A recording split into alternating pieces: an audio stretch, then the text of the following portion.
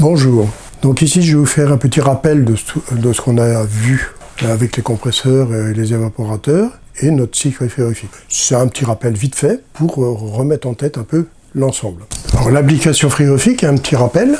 Éléments qui constituent un circuit frigorifique, on sait qu'on a besoin du compresseur, du condenseur, des détendeurs et des évaporateurs pour avoir un circuit complet qui puisse fonctionner.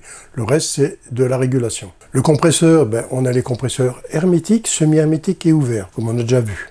Dans chaque type de compresseur, on retrouve encore des sortes de compresseurs. Les compresseurs pour la climatisation, les compresseurs haute pression, HP, froid positif, les compresseurs basse pression, BP, froid négatif, les compresseurs très basse pression, très basse température. Donc ça, c'est pour en général, c'est pour la pharmacie ou applications très spécifiques. Alors, ce qu'il ne faut surtout pas faire, c'est mélanger les types de compresseurs, c'est-à-dire un haute pression ne fonctionnera sûrement pas en basse pression. Il faut voir dans la bac des compresseurs que le fournisseur vous donne, s'ils peuvent être compatibles. Et faire attention au gaz qui convient pour ce compresseur. Parce que chaque compresseur, en général, a un gaz différent. Et on ne peut pas mettre des compresseurs 404 avec des compresseurs 134. Il y en a certains qui vont l'accepter, mais très rarement.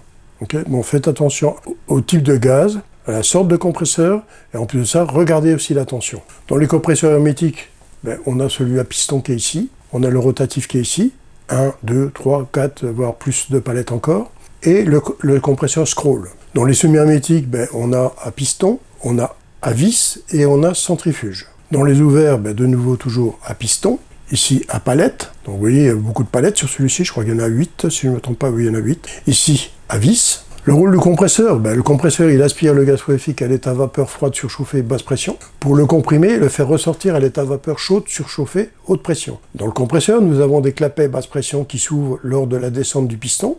Le gaz frigorifique rentre dans l'espace entre le piston et le clapet, et à la remontée du piston, le clapet basse pression se ferme et le clapet haute pression s'ouvre. Le clapet haute pression, en s'ouvrant, laisse le gaz frigorifique partir au condenseur. Alors ici, on a les gaz à l'aspiration qui arrivent ici. Le piston, en descendant, la pression ici est moins forte que celle-ci, le clapet s'ouvre. Le gaz à l'état vapeur froide, BP, rentre ici. Quand le piston arrive au point mort bas, il remonte. En remontant, il fait fermer le clapet ici quand la pression de là est plus forte que celle-ci. Il remonte et remonte. Quand la pression d'ici est plus forte que celle-ci, le clapet d'ici s'ouvre et le gaz rentre ici pour partir vers la haute pression, vers le condenseur. Les condenseurs, on a les condenseurs à air qui sont statiques et ventilés, les condenseurs à eau, avec tour à eau ou dry cooler. Ça, c'est un condenseur à air, et ça, c'est un condenseur coaxial.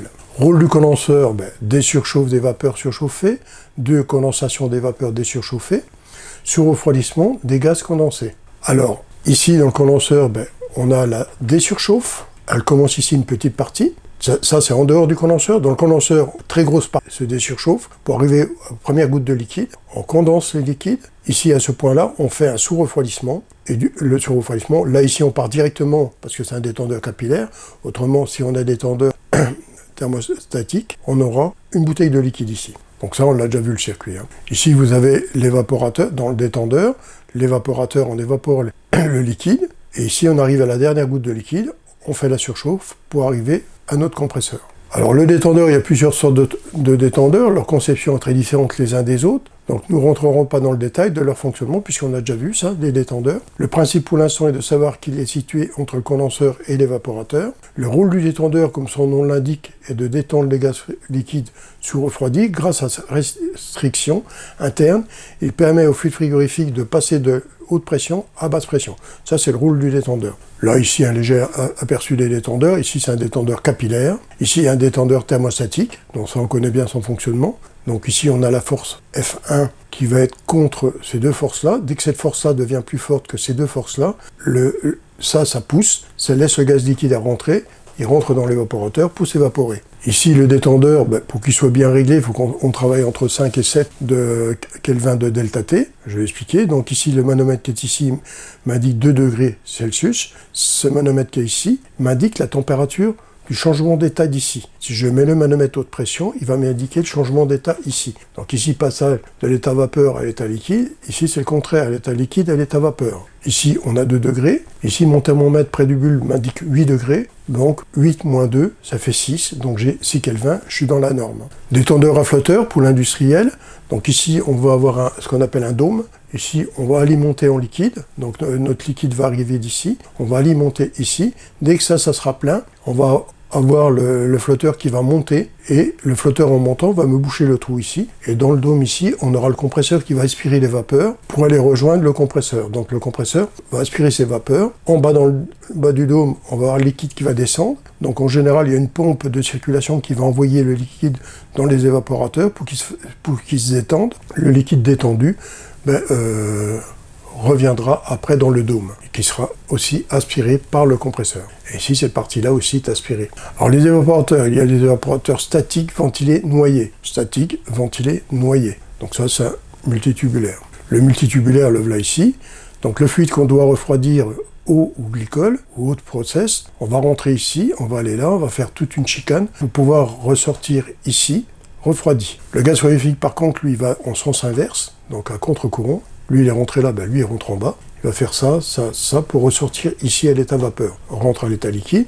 Là, ici, on aura notre détendeur. Il va ressortir à l'état vapeur ici. L'évaporateur doit assurer le passage du flux thermique provenant du milieu à refroidir au flux frigorifique. Celui-ci absorbe ce flux à température constante par libération de sa chaleur latente de vaporisation. L'absorption de ce flux thermique a 2 zones, contrairement au condenseur, qui lui a 3 zones. La première zone de l'évaporation est l'évaporation, et la deuxième, la surchauffe. Alors, dans l'évaporateur, on a 2 zones. Évaporation, surchauffe. Dans le condenseur, on a 3 zones. Désurchauffe, condensation, sous-refroidissement. Nous voyons bien qu'à l'évaporateur, en sortant du détendeur, le gaz frigorifique est en saturation liquide. Plus le gaz s'éloigne du détendeur, moins il y a de liquide et plus il y a de vapeur. Ici, on sort du détendeur. Le liquide s'appauvrit pour laisser place à la vapeur ici.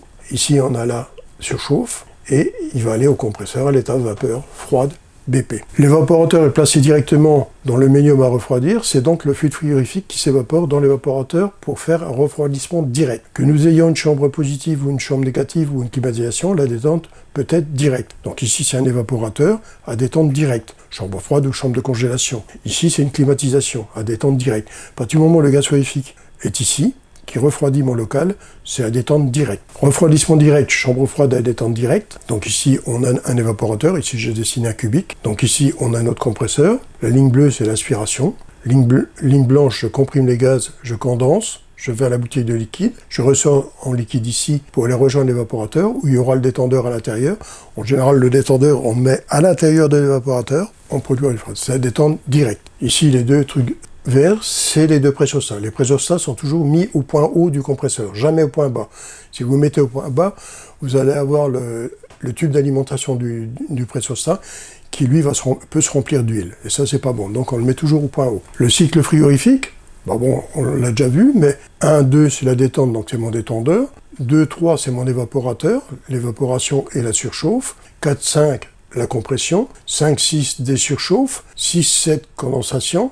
7.1 sous refroidissement. Et on refait de nouveau le cycle. À l'évaporateur, nous retirons de la chaleur de l'ambiance pour aider le gaz frigorifique à s'évaporer. Ceci se fait naturellement avec notre compresseur frigorifique qui aide à l'évaporation en aspirant les vapeurs. Et notre détendeur qui injecte le gaz frigorifique dans l'évaporateur et fait la division de la haute pression à la basse pression. Donc on aura le compresseur qui va nous faire la division de la BP à la HP et le détendeur, le contraire, de la HP vers la BP. Alors les delta T, donc ça c'est un truc assez important pour arriver à s'y retrouver. θ1, θ2, θ3 qu'on retrouve ici. θ1 c'est l'air ambiant intérieur, θ2 air sorti évaporateur, θ3 évaporation, θ3 ici. Donc θ1 moins θ2, delta T de l'air, θ1, θ2, ça nous donne le delta T de l'air, la différence de température entre là et là. θ1 à θ3, delta T total. θ1 θ3, delta T total.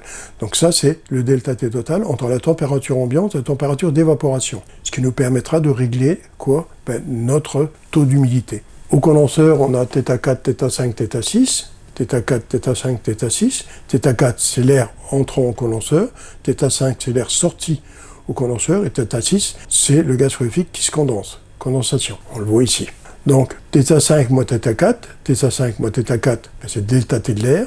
θ6 moins θ4 égale delta T total. θ6 moins θ4. Évaporation, θ1 moins θ2, delta T air. θ2, θ3, delta T sortie, air et évaporation. θ1 moins θ3, delta T total de 5 à 12 Kelvin suivant le pourcentage d'humidité demandé. Donc, l'humidité va jouer ici. Si j'ai 5 de delta T, mon humidité sera très haute, Tandis que si j'ai 12 ou 10 Kelvin de delta T, mon humidité sera plus basse. On va descendre le taux d'humidité en augmentant le delta T. On va condenser plus. Le condenseur, θ5 moins θ4, delta T de l'air doit être de 5 à 10 Kelvin, entre 5 et 10. Delta T6 moins delta T5, air de sortie et condensation, il doit y avoir un delta T de 5 à 10 aussi. Et de 6 à 4, le delta T total de 10 à 20. Alors ici, on considère 7,5 ici, je fais entre les deux.